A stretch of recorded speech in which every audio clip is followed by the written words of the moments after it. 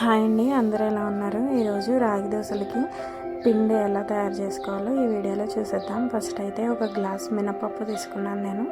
అదే గ్లాస్తో 2 గ్లాసుల రాగులు తీసుకున్నాను. ఒక 2 స్పూన్స్ బియ్యం, కొన్ని మెంతులు వేసుకొని నీట్గా కడిగేసుకోవాలి. నేను పొట్టు మినపప్పు తీసుకున్నాను, కావాలంటే మామూలు మినపగుళ్ళు కూడా వేసుకోవచ్చు. ఇవి నానడానికి కొంచెం టైం పడుతుంది, ఒక 5 అవర్స్. నీట్గా కడిగేసుకొని మంచినీళ్ళు వేసుకొని నానబెట్టేసుకోవాలి. ఇవి నానిన తర్వాత పొట్టు తీసి కడిగేసి నేను మొత్తం మిక్సీ అయితే పట్టేసుకున్నాను. మిక్సీ పట్టేసుకొని మార్నింగ్కి ఇలా ఫర్మెంట్ అయింది. మార్నింగ్ అయితే దోశలు అయితే వేసేసాను.